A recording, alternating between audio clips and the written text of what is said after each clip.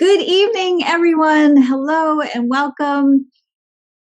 If I'm smiling really big, it's because we get to hang out, our team gets to hang out before we go live. And it's just such a beautiful thing to have the privilege to have the team that I surround myself with. They're really amazing people. So I'm excited tonight to share with you a little bit about our team. But most importantly, tonight I want to talk to you about why this is the time. Why now is such an important time for you to build, scale, start, expand, grow, initiate your human design practice. And I want to add before we get started, because what I'm going to cover tonight isn't just going to be about human design. You know, one of the things that we talk about a lot in human design is authority and connection to the self.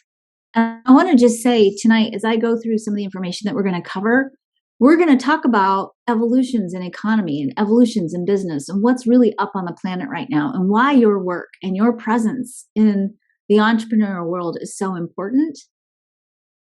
And I'm going to talk to you tonight a little bit about why I think human design plays such an important role in the evolution of the planet and the evolution of the economy.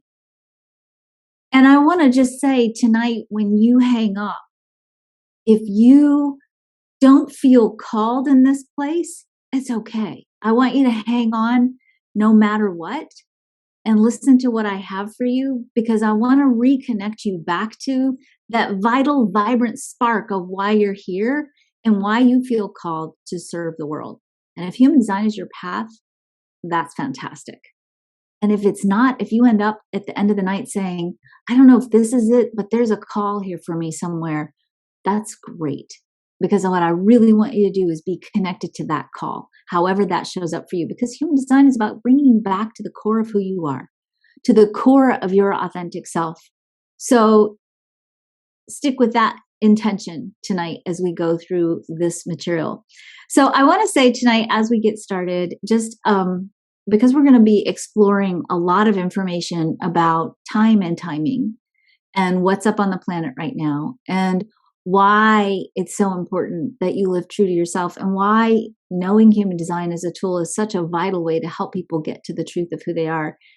As we kind of come into this dialogue that we're going to have tonight, as we're kind of getting started and moving into the introduction of the information that I want to share with you tonight, I want you to write down to what is your definition for success? What is your definition for success? And just put in that anything that comes to you. If you were going to clearly define your life, your work, your passion, your purpose, your mission as being successful, what would it look like? What would it feel like? What kind of impact would it have? What kind of purpose would it have? So I want you just to connect with what's your story? What's your definition of success? I want to just say tonight we're doing this under a full moon that highlights the gate 49, the gate of the catalyst. It's actually conjunct Saturn. And I think Saturn is, a really beautiful planet that oftentimes brings us important lessons and also helps us clear away anything that might be keeping us from living our truth.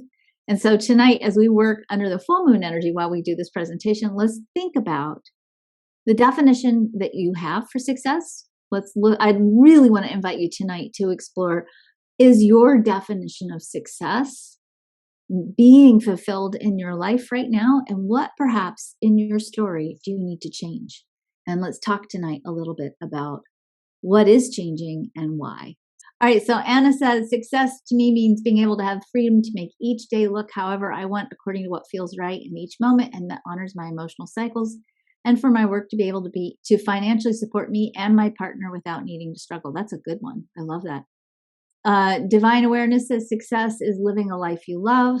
Jennifer Honey says success is freedom and abundantly living it as my authentic self. I like it. I leave Minnesota and everybody from Minnesota starts showing up. So that's a really beautiful one. Jennifer Honey. So, all right. I do have a lot for you to cover tonight. So I'm going to get started.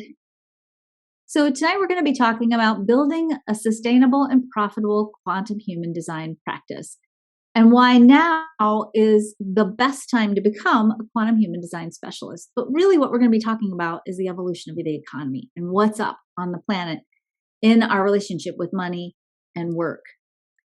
So I don't want to be presumptuous and assume that everybody knows who I am. So I will introduce myself, and I apologize if you're like, yeah, we know who she is. So hang with me for just a minute. My name is Karen Curry Parker. I am a multiple best-selling author. I am the world's top-selling human design author. I sell the most human design books in the world, other than maybe Richard Rudd. Other than Richard Rudd, who kind of has human design with a twist with his gene keys. So it's Richard, then me. I have been in emotional freedom techniques, that's the tapping practitioner, since 2000. I was one of the very first life coaches trained in the world in 1998. I studied with Thomas Leonard very shortly before he passed, and I did his human design reading for him. Actually, I did a human design reading for his best friend right after he passed. I apologize, Dave Buck.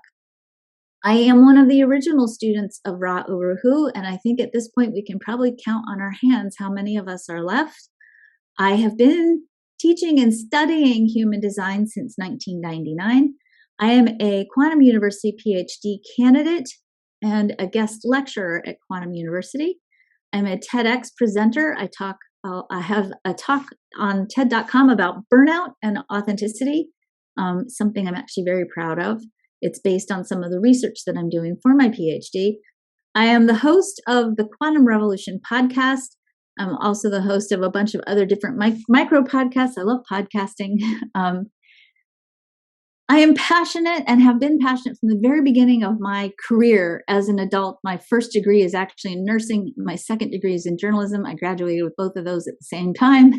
I started a publishing company and worked as a midwife all at the same time too. It's hard for me to tease those two passions out, but I am passionate about helping people and giving people the information that they need to accelerate their personal growth and development. And it's been my passion literally my entire adult life. I am technically, this is not on this slide, but I will just tell you, I am technically unemployable. I did have a job in college. Once I graduated, I had a real job for 6 months, and that was it. I can't work for other people. I'm a manifesting generator. I need to have my own business. I've literally been in business for myself my entire adult life. We're going to talk tonight about your quantum human design career. And most importantly, I want to explore your role in healing and evolving the world and why your contribution matters. And I want to start first by sharing with you, because I don't talk about this too much. I'm going to share with you a little bit my journey with human design, because I suspect that many of you here probably have similar stories. It's been my experience since I started teaching human design in 1999, that human design isn't something that you pick, it picks you. You get called. In fact, when I used to teach expos and go to psychic fairs and holistic health fairs, and I'd set up a booth and I had a big, one of those big banners that you'd pull up, and I had the chart on the banner, people would literally come up to the chart, to the banner, and just stand in front of the banner and cry. I knew at a certain point, I realized I got to take a lot of tissues to an expo with me because people are going to cry. And they did. My personal journey with human design started in 1999. I was a parent. I was married. I was a parent of 4 small children, very small children. I was homeschooling my kids in suburban Texas at the time. And my husband at the time went on a spiritual retreat to Sedona, Arizona, and he brought back a human design chart. And when I saw the chart, I started to cry, just like those people at the expos. And something in me just like literally, I can't even describe it, but to this day, I can still feel it in my body. It was almost like a bell went off and it just resonated through my whole body. And in that nanosecond, seeing that chart, I knew I needed to learn everything I could about human design. And so I got my chart. At those days, it took 3 or 4 days to get your chart because people were hand running the charts, which is what we did in the beginning of my business. So we were hand coding charts. And I got my chart. I was a manifesting generator, and I was so depressed. I could not, because I had to wait.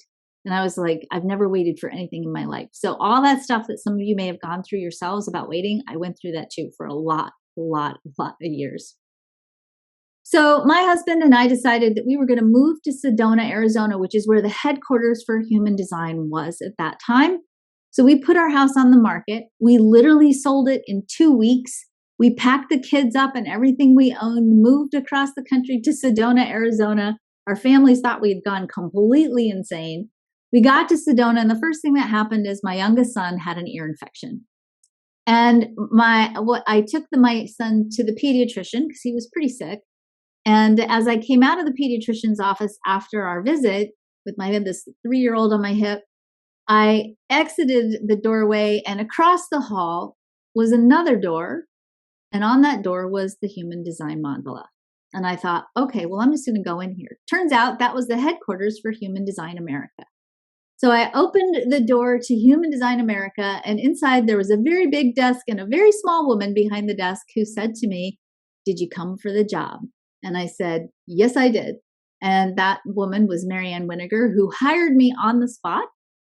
And I worked for Human Design America and did pretty much all kinds of things for Human Design America for several years. And during that time, I had the opportunity to learn and study personally with Ra Uru and absorb all of the information and teachings and lectures and at that time CDs that were out there about human design. So that's my journey with human design, the beginning of my journey with human design. Now, I told you in the beginning that I'm also a nurse by training. I was also a life coach, and I was also an EFT practitioner, helping people and helping people heal, if you will, was really part of my DNA.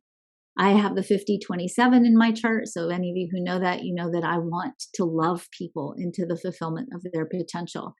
And not too far into my career with human design and working for Human Design America and talking to Ra and working with Ra, I started to really have questions about how do we use human design as a tool to help people grow into who they could become.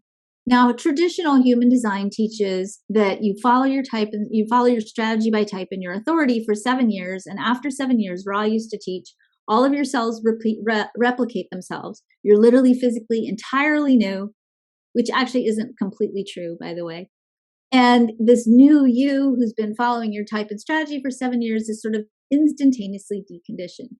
Now, while I was working for Human Design America, because I lived in Sedona, which is a very expensive place, and because my marriage fell apart at that time too, I was doing a lot of different jobs. And part of what I was doing is I was running EFT circles, and I was still coaching people. And even though human design made a giant quantum difference in the speed at which I could move people through my coaching program and the speed at which I could even get to the root of what did we need to tap on if I was going to use EFT with people, it really wasn't enough to just say, hey, follow your strategy for 7 years and poof. First of all, in the beginning of your human design journey, nobody wants to wait 7 years. Who wants to still flop around for 7 years? That was too long. I thought it was too long. I was still flopping around, and I didn't want to keep flopping around. I wanted something better and faster. And certainly what I started to see in my own practice, beyond just, hey, how do we use human design as a real tool? Not just, hey, here's your reading, goodbye, which was actually how I was trained by Ra. Ra used to train us. Do a reading, give them the information that they need. Don't do a reading for more than 30 minutes.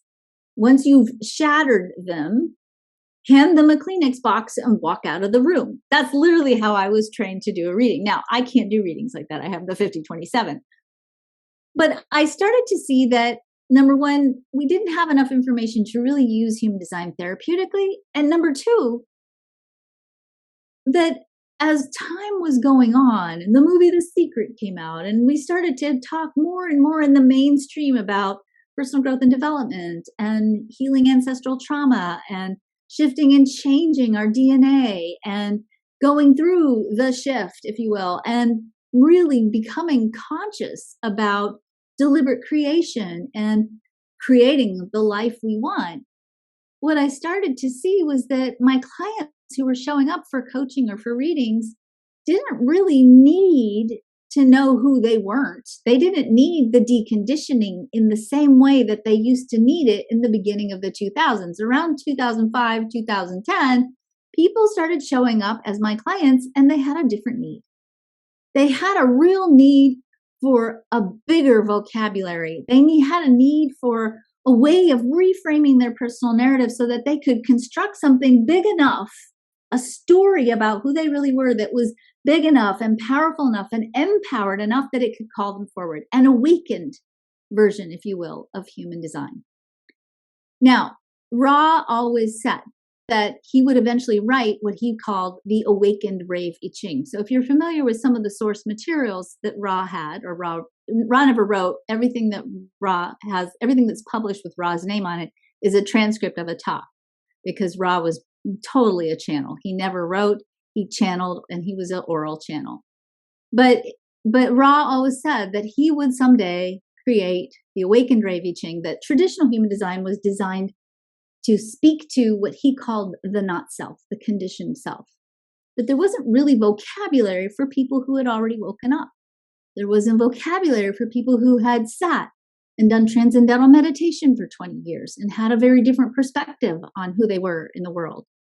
And so, unfortunately, he died in 2011 without getting the chance to actually create the Awakened Rave I Ching.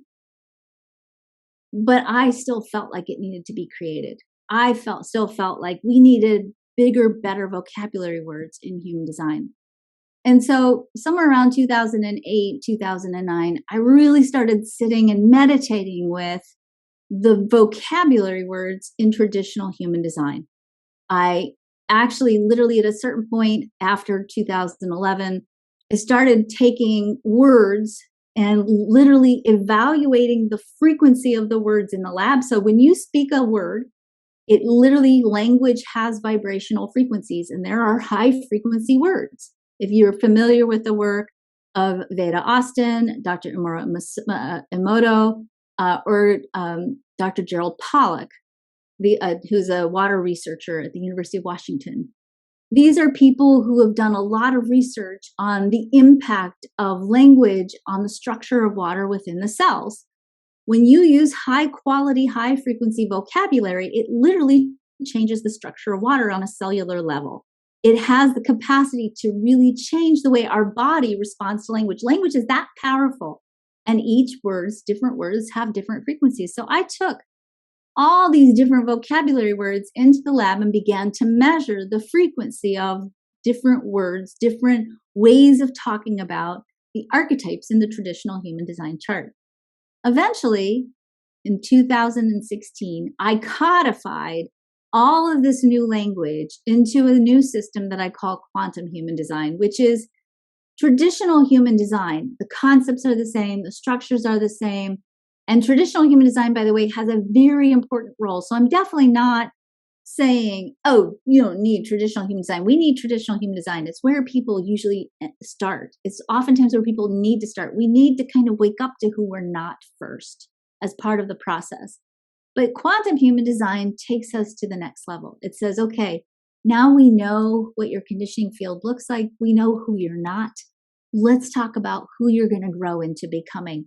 And it's a way of translating the concepts of human design into a literally higher frequency way of speaking about and using human design as a storytelling tool.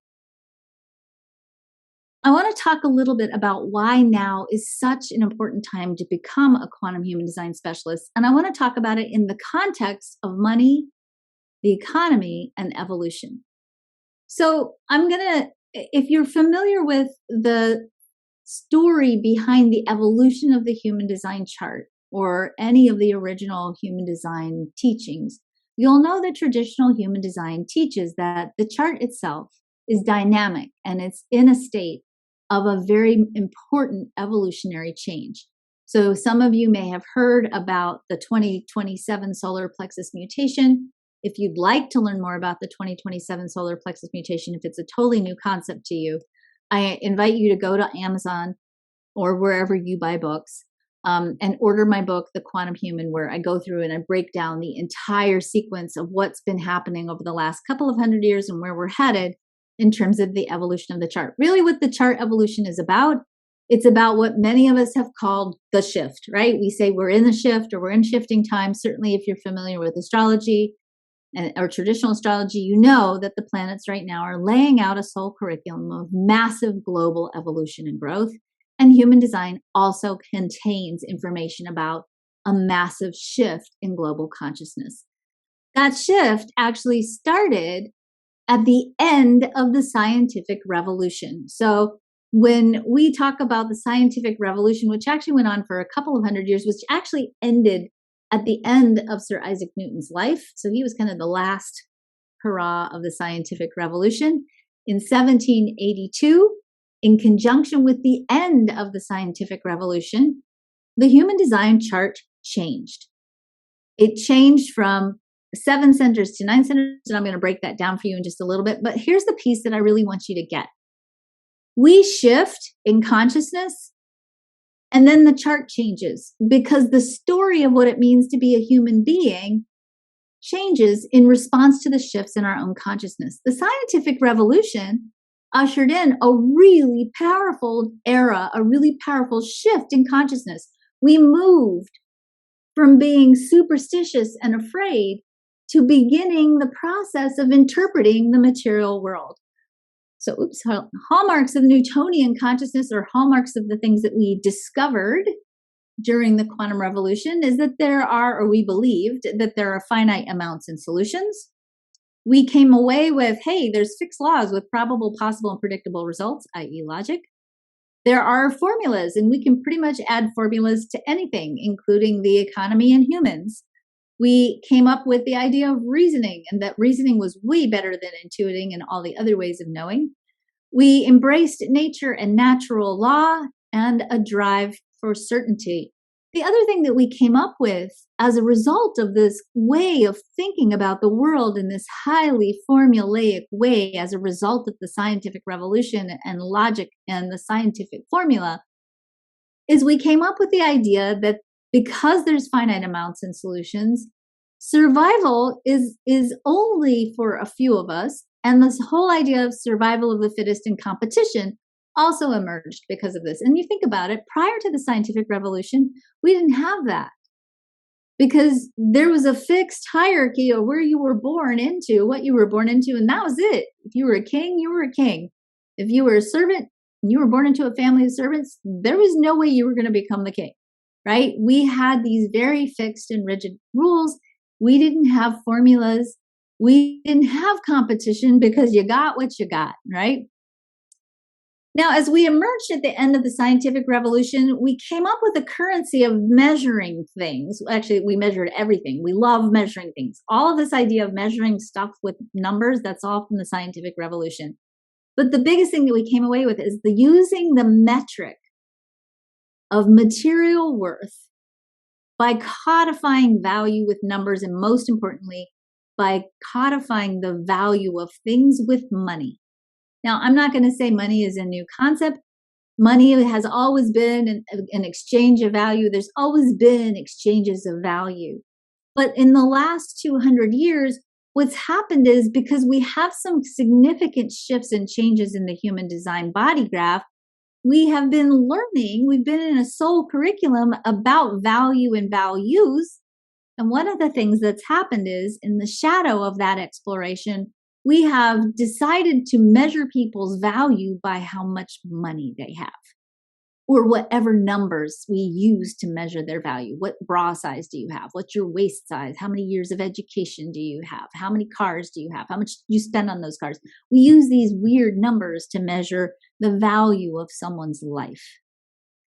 Now, one of the things that we learn from human design, and we've also been learning through conscious evolution, or what we'll call quantum evolution, which is a field of research that's been led by pioneers such as Rupert Sheldrake, is that evolution is the imperative of consciousness, meaning consciousness shifts, then we evolve, not the other way around. So we don't evolve and then consciousness happens. The reason why I'm telling you this is because I'm going to get out of here because I really want to see you when I say this, because it's so important. There have been so many people on the internet, online, Facebook, etc., talking about 2027, we have to get into the prepper space and start learning how to stockpile weapons. And it's going to be cataclysmic and the end of the world. And we got to build compound. We're already in the solar plexus mutation. It's the consciousness of the mutation is in us now. When the chart shifts, we will have already done the work of consciousness to make that shift. And what we see right now, the disruption that we're in, is just the old systems falling away. We have the opportunity to consciously create something better. That's the power of what we've been learning over the last couple of 100 years. So I will go back to my slides in half a second, but I just want to tell you, don't be afraid. It's not going to happen in 2027. It's already happening. It's been happening for the last 200 years. Okay. So deep breath. Don't go into the prepper space unless you feel like you have to. If your spleen is telling you to, everything's going to be okay. All right. Everything's going to be okay. All right. So after the scientific revolution, we had the beginning of an era that I like to call the quantum era. Now, the quantum era is really initiated by the discovery of quantum physics. Now, the thing that's so interesting about, again, quantum physics and our understanding of the material world is that consciousness shifts and then our understanding of the world shifts in that order. So our consciousness shifted after the body graph itself changed in the 1782. Our consciousness continued to shift. And the next thing that happened on this evolutionary journey that we've been on is we began to look at the world through the lens of quantum physics. And what we started to see was that the world of quantum physics, the building blocks of matter, didn't behave the way matter behaves. And so it started to not make sense that matter would behave differently than the building blocks of matter. Okay, so quantum scientists started to look at the quantum world and give us a really different worldview, a worldview that eventually started to get embodied in what we'll call the New Thought movement, which some of you might be familiar with. We saw New Thought teachers such as Ernest Holmes, Science of Mind, Edgar Cayce, Madame Blavatsky, Rudolf Steiner, Maria Montessori, Charles and Myrtle Fillmore, Napoleon Hill, who wrote a book called Think and Grow Rich, right? Consciousness creates wealth. We came up with the idea, we started really exploring the idea that thoughts create your reality because perception influences the way quantum particles behave. So if perception influences the way quantum particles behave, then it makes sense that maybe the way we're thinking, our expectations and our perceptions is going to actually influence our experience of reality. We learned that we're all connected by virtue of the quantum field, that we create non-locally, meaning our energetic presence can impact people in places where we're not even there physically. We embraced an idea of called fundamental creativity, meaning we learned that we could create beyond the limitations of our human story. We started to measure things differently. We still use numbers. We still love logic and reasoning. Hopefully some of we need logic and reasoning. Don't get me wrong. I'm really not poo-pooing logic and reasoning. I'm a scientist. We need science, but it's not a measure of value.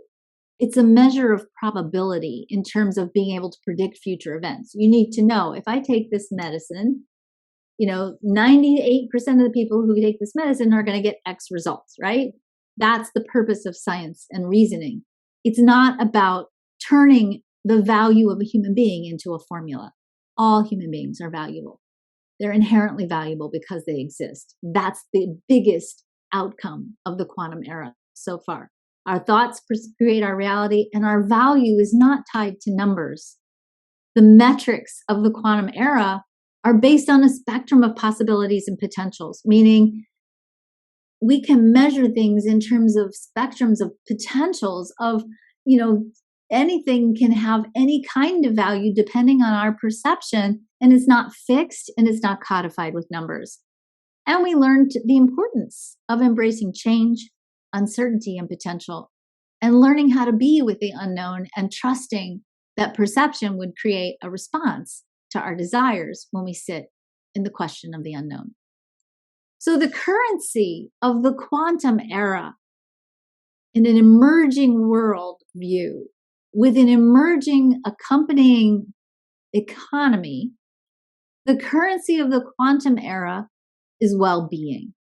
We start to measure our success, especially in business, and our success in life by how well we are, how well we live.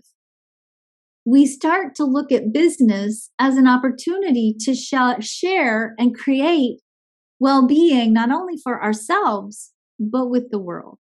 And the exploration in the quantum era, in quantum business, is not so much survival of the fittest. How much can I get? He with the most toys wins, right? That's materialistic thinking.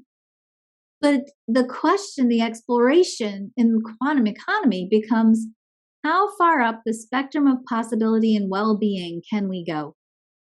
And because well-being is a frequency of energy, a high frequency of energy, a frequency of energy that lifts other people up. It's not only about how far up can you go on the spectrum of possibility, but how many people can you take with you? How much well-being can you share with the world? So when we talk about the shift, and we talk about the shift in particular through when we look at the economy and economics, and we look at it through economics, quantum human design, and the solar plexus mutation, what we see is, I'm just going to break this down for you in the chart a little bit. So I want to just say, big pause here. I'm going to talk about the chart purely in the context of the chart as the metaphor for the human story. It's the code, if you will, for the human story.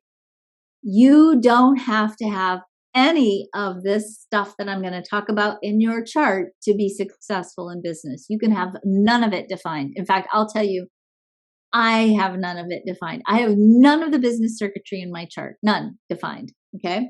Except for the gate 40, the alone gate. It's not very good for business. Okay.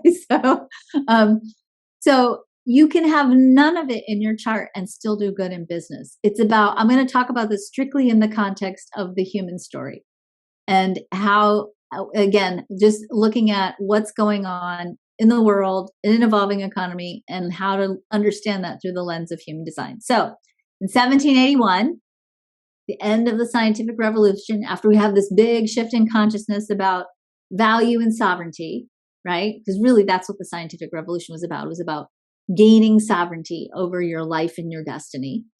In 1781, the heart chakra split into the identity center and the will center. The solar plexus chakra split into the spleen center and the emotional solar plexus. So we have really 4 new centers, if you will. I mean, we go from 7 to 9, but these, as the heart chakra split and the solar plexus chakra split, we had the emergence of the G center, the will center, the spleen, and the emotional solar plexus. Now, just so that you know what this is not the end stage. This is the mid stage. This sets us up for the next change in the chart in 2027, which I'm not going to get into tonight, but let me just say it's really beautiful. What's going to happen to us is we're going to move towards being driven to create by our frequency, and most importantly, the frequency of faith. Faith in our abundance and our faith that we can create beyond the limitations of the human condition. And part of what's going to happen is we are going to, with faith, unify ourselves around common ideas or innovative ideas, innovative convictions. And those innovations in turn are going to support us in creating sustainable resources for the world. So we're moving into this total reframe of the way in which we create. I'll call it a creative revolution. And we are definitely on the cusp of it. So this split in the chart in 1781 sets us up for the next split in the chart in 2027. So this shift in the wiring of the heart, it gives us the power to consciously calibrate the magnetic monopole. That's the magnetic resonance field of the G center that is responsible for attracting into your life everything you need. This expansion of our creative potential and sovereignty over our own life path is the root of the law of attraction. We are building towards the idea that your thoughts create your reality, and this is a big surge forward in the evolution of quantum creativity and, of course, the expansion of our creative potential. It also changes the nature of how and why we do business. most importantly, for the last 200 years, we've been learning about personal sovereignty. And because we're learning, we're still young. We have training wheels on our willpower, right? As a species, well, we're still trying to tease out the difference between hustle, pushing, and will versus aligning and creating a frequency of energy that then in turn calibrates the monopole, the heart resonance center, that then in turn attracts into our life things that match the frequency of energy that we're holding. That takes practice. It really takes practice, right? We are learning, we have been learning, and we're really deep in it right now. We're learning how to create with faith instead of out of fear. That's the spleen and the solar plexus. And we're learning to follow our hearts, because the heart, the G center, is the center for love and direction. Love is gravity. Love is a unifying force, and it's extraordinarily attractive. And really, business is best done with heart, with love. Because when we engage in our businesses with love, then our businesses become wildly attractive. Your business, your purpose, your mission, your voice, what you build with your business creates literally a gravitational pull, and you pull people, you call people towards you. People start dreaming about you. They start encountering your name in weird places, and they feel compelled to call you or follow you or look you up on the internet. And you don't even do anything to do that, because love is gravity and love is attractive. And when you do business with love, that's how you gain personal sovereignty over your own life. So in human design, there is a circuit, which in traditional human design is called the ego circuit. In quantum human design, we call the economic circuit. This circuit is the circuit where the energy for business lives. Now, if we break it down, what we see is that this circuit is all about creating sustainable resources. It's about creating communities and tribes that align around the idea of sharing, contributing, aligning, and peace. It is an energy theme that is about contracts and business that feed the masses, literally and figuratively, meaning it provides for people. And it is business that's in alignment with the energy of well-being. The optimal expression of this circuit is the ability to respond to the right need at the right time to create sustainable value and share resources. In its unbalanced expression, we let fear and lack create overwhelm and the misuse of power and resources. We build businesses that are out of integrity. And we don't take into context in decisions in these businesses for the long-term well-being of the planet and the people impacted by our business. The lesson or the challenge of business is ultimately to learn to trust in enough and to help others also learn to trust in enough so that we can create enough and we can share what we have. Keynotes for this circuit include right timing, resources, integrity, service, education, sharing and caring, community and support, relationships and connection, agreements and bonds. So businesses, when they're operating their highest potential, include the high expression of all of these keynotes. Now, there are really two different streams of energies in this circuit. Tonight, I'm going to talk about the stream of energy on the left-hand side. The stream of energy on the right-hand side is all about contracts and agreements and relationships. So on the left-hand side, we literally see the circuitry for business. So what we see is that business starts first in the 54 with divine inspiration. It is pursued with ambition. That means you have a dream or a vision. And that dream and that vision is big enough and passionate enough and juicy enough and inspired enough that you keep constructing towards it until the time is right for that business vision, that dream to emerge into the world. It takes into account the patterns of the past. It transforms painful patterns of the past into something of greater beauty and deeper integrity. It transforms fear and pain into something of value. And that amplification of that value, that transformation of fear and pain into something more valuable, more powerful, then becomes a resource that we can then share with others. It also includes the themes of intuition and alignment with integrity, smelling a rat, Pluralifactants, sales and marketing, transmission of truth and integrity or lying and falsehoods.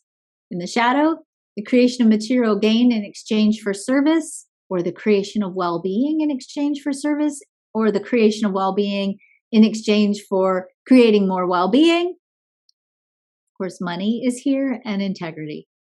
Also teaching history, allocation and management of resources, power, ego sacrifice, service, sustainability, rest, endurance, and will. In the professional level trainings that I teach, we go into these themes in great depth so that you know where they live and you're able to really look at someone's chart and start exploring where might this person be hung up or stuck in experiencing the highest potential of these themes through their chart. What we really see when we look at the chart is that the root of success in business is not about your education. It's not about how much access to capital you have. It's not about what business techniques, plans, and strategies you have. It's not about your ability to use sales formulas. It's not about marketing. It's not about high-end clients, what you wear, how you look, or your branding. Although in its right place, all of these are important. It's also the highest expression of business is, okay, so it's not all these things, right? It's not education, capital, business techniques, blah, blah, blah, right? The highest expression of business, according to the chart, is manifestation of divine inspiration into form, a deep connection to source via your intuition. It is for the greater good of everyone. It is education, creation of resources, service, transmission of truth and transformation, sustainable management of resources. It's rooted in high integrity. It's built through love and relationship. It's from the heart. It endures and transforms. It's balanced. It involves community and is rooted in service. That's not sacrifice. That's not martyrdom. That doesn't work. That's not a sustainable model. It has to be a sustainable way of being in service. Being in service in a sustainable way is compelling. It's attractive. It's successful. It's successful in every way that we define success. And what happens is when we go into business to do service, not sacrifice or martyrdom, again, those don't work, but to serve, then money, the metric of the old materialistic era, is no longer the goal, but it's part of what's necessary to sustain your business. It's a good byproduct, but it's the service that drives the business. It's the service that calls in the clients. It's the service that builds the team. It's the service that compels people towards you. It's the service that calls people in. It's the service that lets you fulfill your purpose, that unique and vital role that only you can play in the cosmic plan. Now, that's why I think is the best time for people to go into business right now, especially as human design specialists, because I personally think that quantum human design is a really powerful tool. And I've built it that way to be a really powerful tool to help people transform pain and fear into a healing of their self-worth to something of greater value, something that is more worthy of who they were born to be, so that they can create from a place of integrity and enoughness, and consequently share their own overflowing enoughness with the world in order to increase more enoughness for everyone around them. That's my version of it. But I'm going to give you some different statistics to contemplate. Now, as I said, I started my human design practice in 1999. In 2009, we went through a recession. I will tell you that my business more than doubled during the recession. So I'm just throwing this out here. I want to unpack for a little bit why that is. In the last 2 years, astrology has become a $2.2 billion industry per year in the United States. Sales for astrology apps in the last 2 years have gone up 64.7%. 30% of Americans use astrology in some capacity for important decisions. And I'll tell you what, astrology and light work healing work, psychic work, intuitive work, coaching work.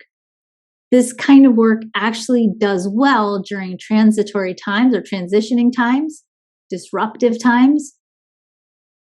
Also, these kinds of professions are key components of a quantum economy, because if the quantum economy metric of success is well-being, the people who are helping people create well-being are on the leading edge of success in the new economy.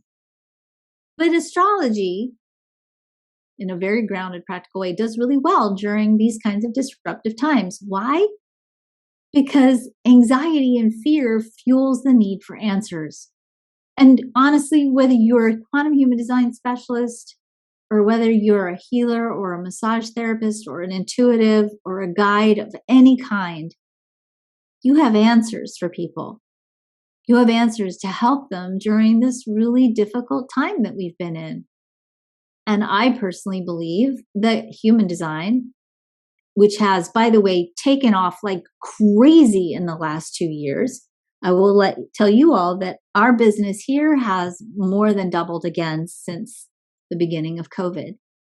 Human design is finally catching fire, if you will. And a lot of that is just because it's taken time for it to get critical mass in the marketplace. But now it's new and it's exciting and people love it. And it helps people find answers. It helps people create more well-being. It helps people tap into genuine creativity so that they can find the answers to the challenges facing humanity and their personal lives right now during this time.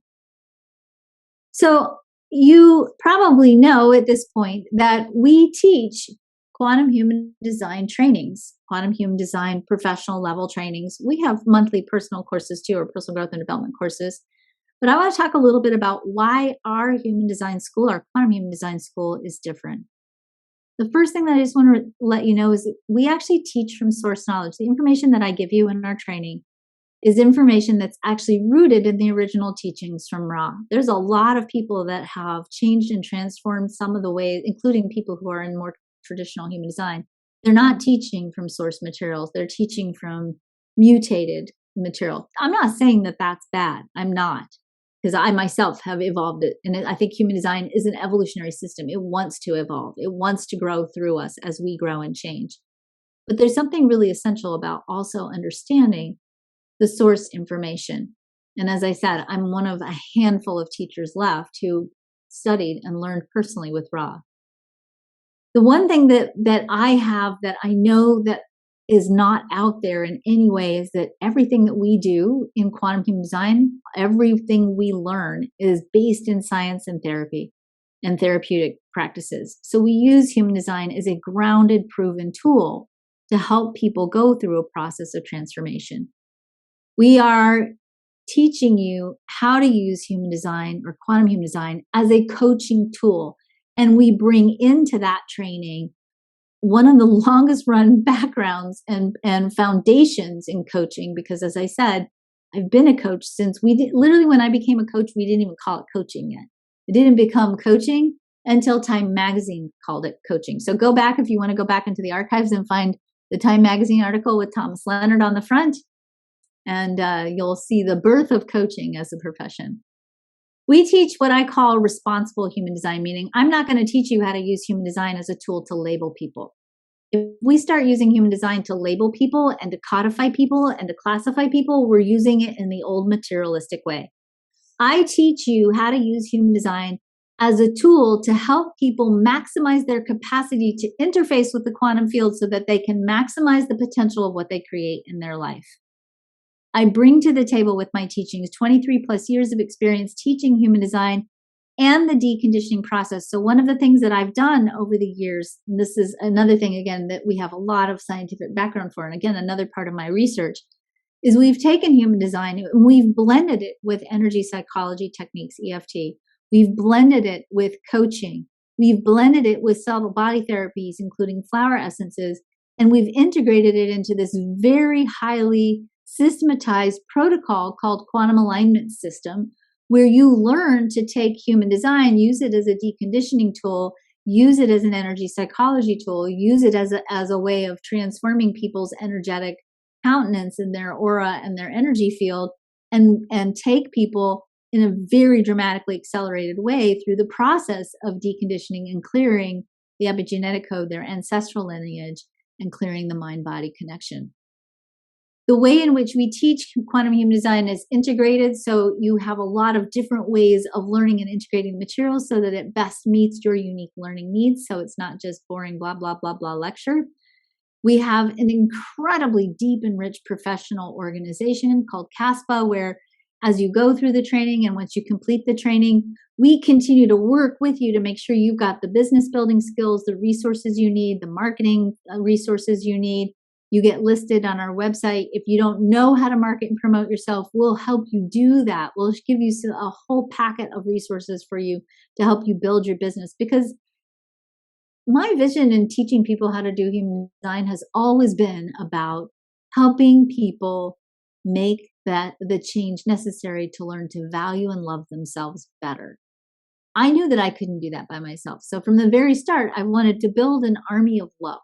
An army that would transform, an army of people armed with human design who would help transform the world into a world of self-loving, self-valuing human beings.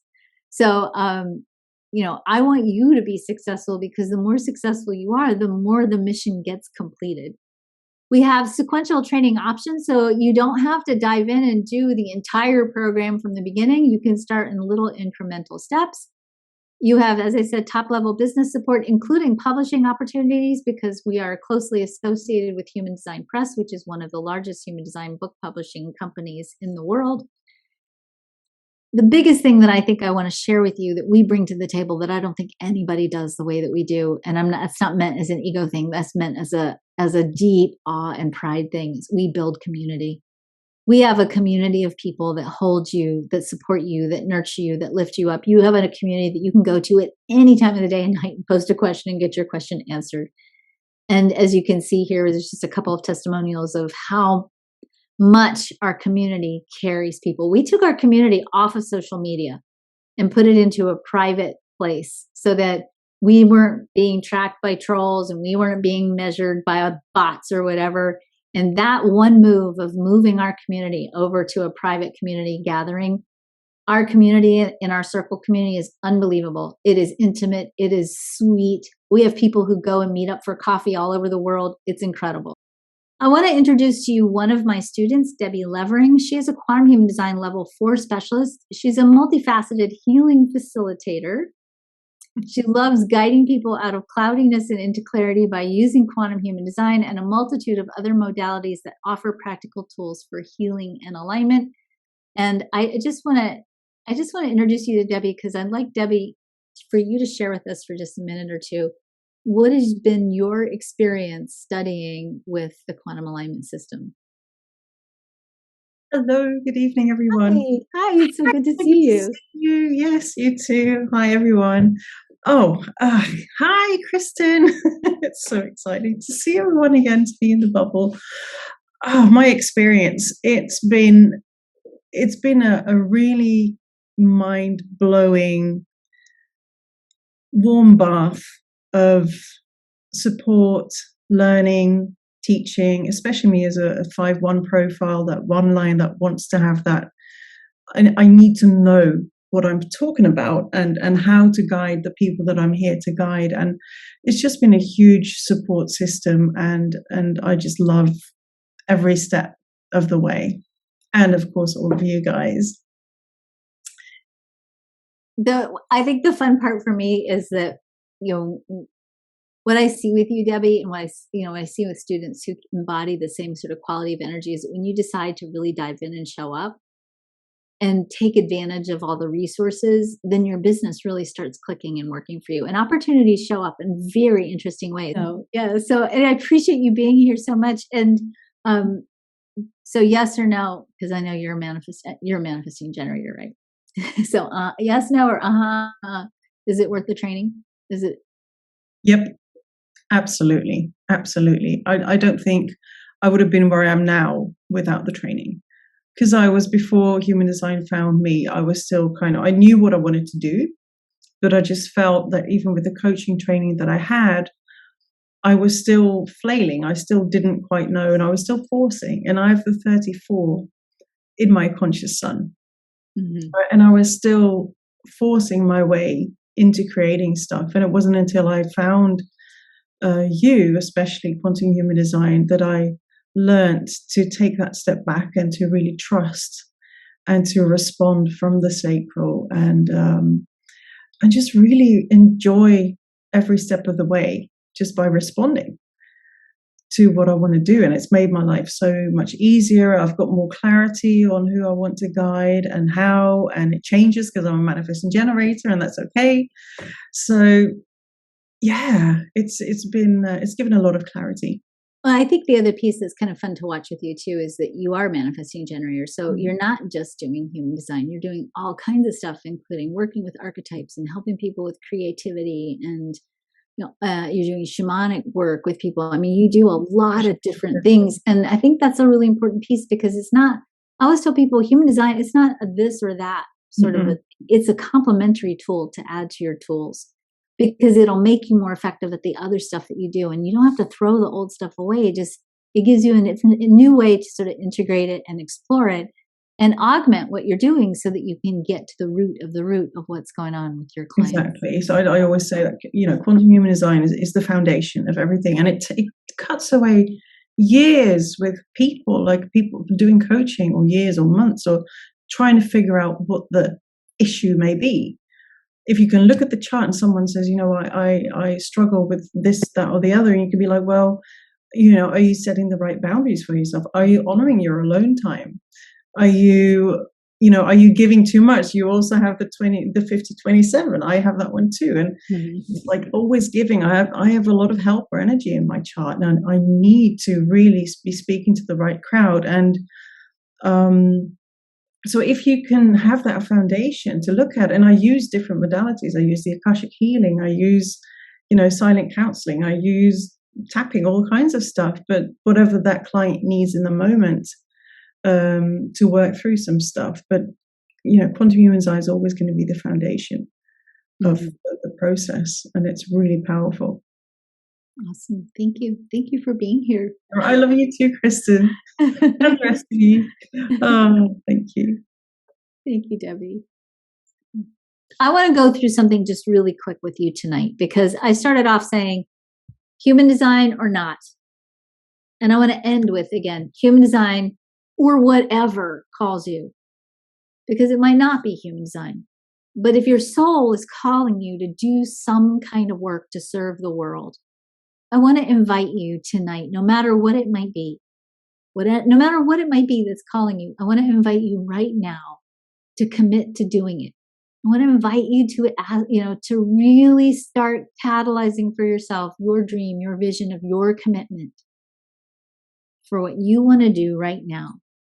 Because you play a unique and vital and irreplaceable role in the cosmic plan. You have a piece in the cosmic puzzle that no one else can play. You have that place. Only you can fill that space. You are here to heal, clear, decondition, align, and live the highest potential of your personal story. You are here to use your abundance to increase the abundance of others. So the more you create, the more you have to share. You are here to co-create, collaborate, restructure, and unite around new ideas that will serve the betterment of humanity, that will help us resolve the challenges facing humanity today. Whatever you feel called to do, may you do the work that you need to do to strengthen and heal your own heart and ultimately the integrity of the world. So thank you all so much for joining me tonight. I appreciate you all so much. I appreciate your time and your energy and your attention. I look forward to encountering you and working with you in whatever capacity feels right and aligned for you. Thank you all for being here tonight. Good night. Bye.